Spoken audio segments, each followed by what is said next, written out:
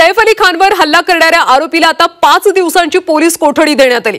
ओळख पटवण्यासाठी आरोपीने केस कापल्याची माहिती मिळते। वांद्रे इथल्या सुट्टीकालीन कोर्टाने आरोपीला 5 दिवसांची कोठडी सुनावली। ठाण्यातून अटक केल्यानंतर त्याला खार पोलीस स्टेशनमध्ये ठेवण्यात आलं होतं। भाभा रुग्णालयात वैद्यकीय तपासणी केल्यानंतर त्याला कोर्टात हजर करण्यात आलं। आरोपीला 14 दिवसांची पोलीस कोठडी द्यावी अशी मागणी पोलिसांनी कोर्टाकडे केली होती, मात्र कोर्टाने आरोपीला 5 दिवसांची कोठडी सुनावली।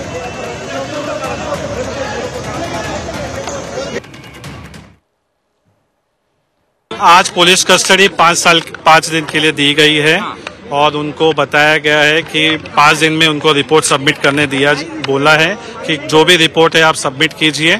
और उनके पास पहली बात तो कोई ऐसा प्रूफ नहीं है कि वो प्रॉपर बांग्लादेशी है, वो 6 महीने पहले आए। It is a wrong statement. कहाँ का रहवासी है सर? कोई जानकारी अगर आप यहीं पे वो रह रहा था, 7 साल के ऊपर से वो रह रहा है और परिवार यहीं पे है और मुंबई में है।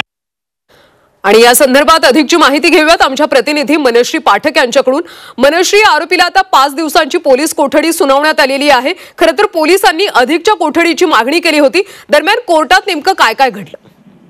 वांद्रे महानगर दंडाधिकारी कोर्टाने ही 5 दिवसांची पोलीस कोठडी सुनावली आहे। पोलिसांनी मागणी केली होती 14 दिवसांच्या कोठडीची, मात्र केवळ 5 दिवसांची कोठडी त्यांना आता मिळाली आहे। न्यायाधीशाने एक महत्त्वाचं निरीक्षण नोंदवलेलं आहे कोर्टानं, ते म्हणजे आरोपी बांगलादेशी असल्यानं यात आंतरराष्ट्रीय पातळीवरचा कट रचल्याचा संशय सुद्धा नाकारता येत नाही असं म्हटलेलं आहे। सोबतच गुन्ह्याची गंभीरता पाहता आणि तपास हा अजूनही प्राथमिक टप्प्यात आहे, त्यामुळे पोलीस कोठडी महत्त्वाची असल्याचं सुद्धा निरीक्षण नोंदवण्यात आलेलं आहे। त्यामुळे आरोपीने या सगळ्या परिसरात रेकी करत असताना प्रत्येक परिसराची पाहणी केली असण्याची शक्यता पोलिसांनी वर्तवलेली होती।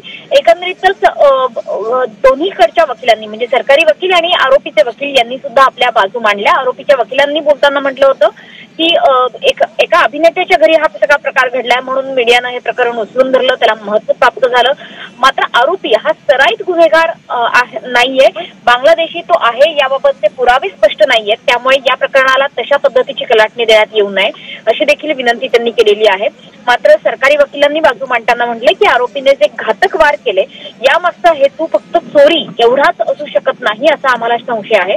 त्यामुळे नेमका हेतू काय होता याचा शोध घेण्यासाठी आम्हाला पोलीस कोठडी हवी आहे। सोबतच आरोपी इतक्या महिन्यांपासून जर राहत असेल, मुंबईमध्ये राहत असेल, तर इतर सेलिब्रिटीच्या घरांची सुद्धा त्याने रेकी केली आहे का याचा तपास होणं सुद्धा आवश्यक आहे। सोबतच सगळी सुरक्षा व्यवस्था असताना चाकू घेऊन हा हल्लेखोर सैफच्या घरात कसा पोहोचला याची देखील तपासणी करायची आहे, हे देखील आम्हाला समजून घ्यायचं आहे। त्यामुळे आरोपी हा सराईत गुन्हेगार असल्याचा पोलिसांचा दावा आहे आणि त्याकरताच पोलिसांना 14 दिवसांची कोठडी हवी होती, मात्र कोर्टानं 5 दिवसांची पोलीस कोठडी सदर आरोपीला सुनावली आहे। मनश्री, यातून एक महत्त्वाची माहिती सुद्धा समोर आली होती की आरोपीने आपले केस कापले होते, त्याने अजून काय आपल्या वेशभूषेत बदल केले होते?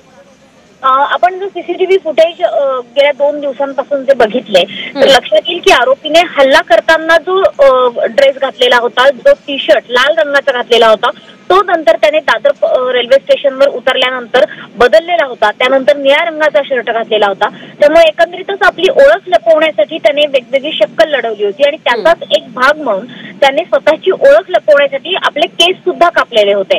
तर ही सुद्धा बाब तपासा समोर आलेली आहे आणि सोबतच सीसीटीव्हीत दिसणारी आरोपीची छबी आणि आता असणारा समोर आरोपी यांच्यात सुद्धा काहीशी तफावत आहे आणि ही तफावत त्याने स्वतःमध्ये केलेले काही बदल, व्यक्तिमत्वात केलेले बदल, केस कापणं असो किंवा वारंवार चकवा देण्यासाठी कपडे बदलणं असो, यांसारखे प्रकार त्याने केलेले आहेत आणि त्यामुळेच आरोपीची खरी ओळख पटण्यासाठी सुद्धा वेळ लागला असं सुद्धा माहिती सूत्रांकडून कळते आहे। मात्र आता येणाऱ्या 5 दिवसांच्या पोलीस कोठडीमध्ये पुढचा अधिकचा तपास होईल।